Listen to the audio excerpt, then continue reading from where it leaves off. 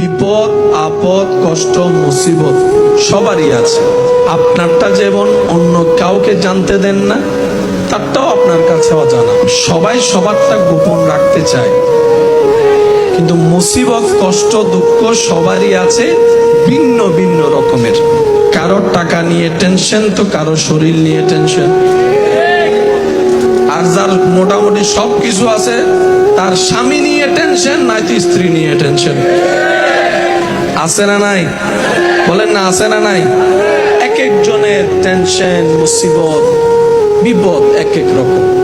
তবে শুভ সংবাদ তাদের জন্য যারা সর্বাবস্থায় আল্লাহর পক্ষ থেকে হুকুম আসার অপেক্ষা করে। সুবহানাল্লাহ।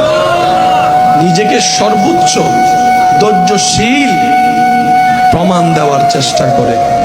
রব্বুল আলামিন তাদেরকে এমন ভাবে বিপদ কষ্ট থেকে মুক্তি দান করেন, যা তারা সহ্য করেছে 10 লেভেলের কষ্ট, সেই তুলনায় আল্লাহ 100 লেভেলের শান্তি কোনো না কোনো ভাবে এনে দেয়। সুবহানাল্লাহ।